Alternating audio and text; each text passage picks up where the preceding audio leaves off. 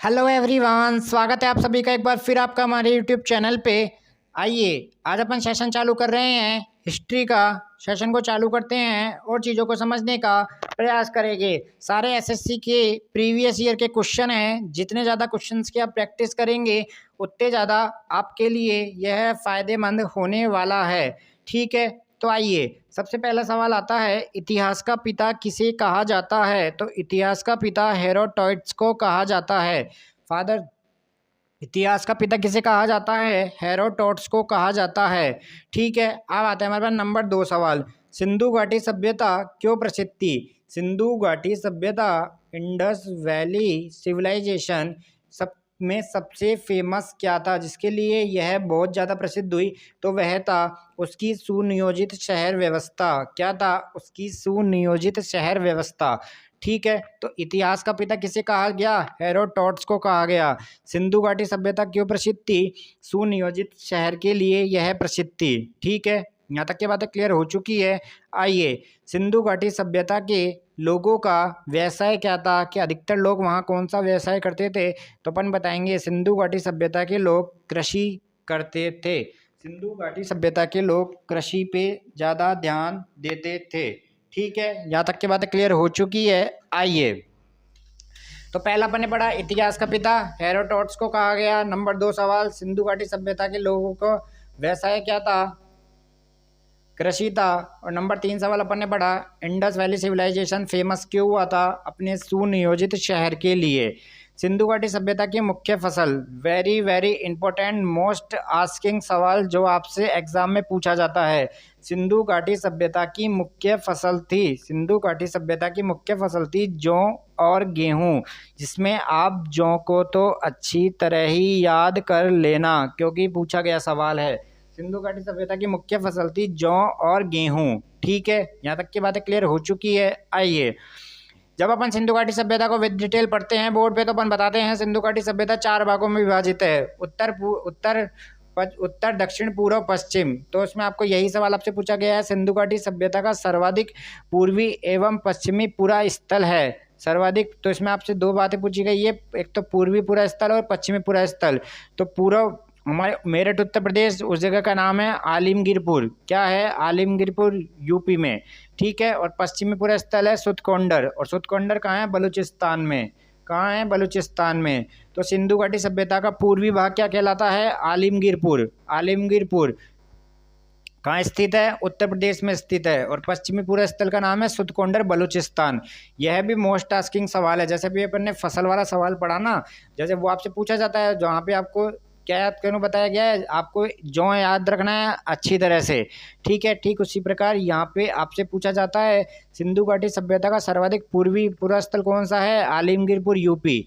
और पश्चिमी पूरा स्थल सुतकोंडर, बलूचिस्तान। ठीक है, यहाँ तक की बातें क्लियर हो चुकी है। आइए, सिंधु घाटी सभ्यता का उत्तरी व दक्षिणी पूरा स्थल कौन सा है? तो अपन बताएंगे मादा जम्मू कश्मीर है, तो ये है उत्तरी स्थल, और दक्षिणी है दाइमाबाद महाराष्ट्र। दाइमाबाद महाराष्ट्र। तो आपको यह दोनों सवाल आपसे पूछे जाते हैं, ध्यान रखना। विद डिटेल आपको यह पढ़ा दिए गए हैं, आपको याद होने चाहिए। तो पूर्वी आलिमगीरपुर यूपी, पश्चिमी स्थल सुतकोंडर, बलूचिस्तान। सिंधु घाटी सभ्यता का उत्तरी स्थल मादा जम्मू कश्मीर, और दक्षिणी पूर्व स्थल दाइमाबाद महाराष्ट्र। ठीक है, इनका आपसे स्टेट आपसे पूछा जाता है। जैसे अपन मैप बनाते हैं तो ऊपर क्या होती है? नॉर्थ। तो नॉर्थ में अपन किसको रखेंगे? दामा जम्मू कश्मीर को। दक्षिण में दाइमाबाद महाराष्ट्र। फिर अपन देखो ये क्या होता है? पश्चिम। ये क्या होता है? पूरब। पूरब में क्या है? आलिमगीरपुर यूपी। और पश्चिम में सुतकोंडर, बलूचिस्तान। ऐसे आपको याद होना चाहिए। और ये कहाँ लोकेटेड है? जैसे आलिमगीरपुर यूपी में, सुतकोंडर बलूचिस्तान में, मादा जम्मू कश्मीर में, दाइमाबाद महाराष्ट्र में। चारों बातें आपको यहाँ से याद होनी चाहिए। अब आता है हमारे पास क्वेश्चन नंबर 7 आज का।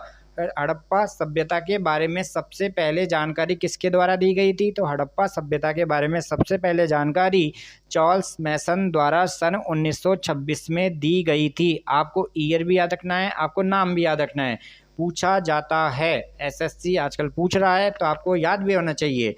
ठीक है, ये तो देखो ये बात थी हड़प्पा सभ्यता के बारे में। सिंधु घाटी सभ्यता को हड़प्पा सभ्यता भी कहा जाता है। ठीक है, हड़प्पा सभ्यता के बारे में सबसे पहले जानकारी चार्ल्स मैनन ने दी थी। अब बात करेंगे मोहनजोदाड़ो और हड़प्पा की पुरातात्विक खुदाई के प्रभारी थे सर जॉन मार्शल। ठीक है, यह बात आपको याद होनी चाहिए।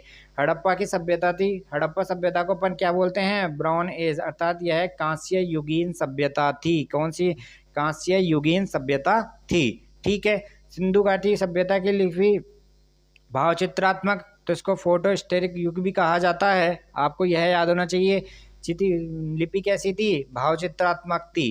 ठीक है, सिंधु घाटी सभ्यता की लिपि भावचित्रात्मक। ठीक है, आइए, मिस्र के राजा क्या कहलाए? मिस्र के राजा फराओ कहलाए। क्या कहलाए? फराओ कहलाए। सिंधु घाटी सभ्यता की लिपि थी बेस्ट्रोफेडन। आपको यहाँ से एक नाम याद रखना पड़ेगा, खरोष्टी लिपि को अंग्रेजी में क्या कहा जाता है? बेस्ट्रोफेडन कहा जाता है। आपसे एग्जाम में खरोष्टी तो नहीं लिखेगा, आपको लिखेगा बेस्ट्रोफेडन। तो सिंधु घाटी सभ्यता की जो आपसे पूछता है लिपि क्या है, वह क्या थी? बेस्ट्रोफेडन। ठीक है, यहाँ तक की बातें क्लियर हो चुकी है। यहाँ पे लिपि है, ये आप इसका ध्यान रखना। ठीक है, स्वास्तिक चिन्ह देन है। जो हमारा स्वास्तिक चिन्ह होता है वह किसकी देन है? सिंधु घाटी सभ्यता की देन है। ठीक है, आदि मानव ने सर्वप्रथम क्या चलाना? आग जलाना सीखा। आग का आविष्कार, वेरी वेरी इंपॉर्टेंट सवाल है, यहाँ से आपसे सवाल पूछा जाएगा पूरा पाषाण काल में। आग का आविष्कार पूरा पाषाण काल में। सबसे पहले किस जानवर को पालतू बनाया गया? तो अपन बताएंगे कि सर्वप्रथम कुत्ते को पालतू बनाया गया। ठीक है, सिंधु घाटी सभ्यता थी आद्य ऐतिहासिक, ये भी इंपॉर्टेंट सवाल है। हड़प्पा किस नदी के तट पर है? हड़प्पा रावी नदी के तट पर है। सिंधु घाटी सभ्यता में एक बंदरगाह था, बंदरगाह के रूप में किसको यूज किया जाता था? लोथल को यूज किया जाता था। हड़प्पा क्या है? सिंधु घाटी सभ्यता का एक शहर है। ठीक है, यहाँ तक की बातें क्लियर हो चुकी है। आइए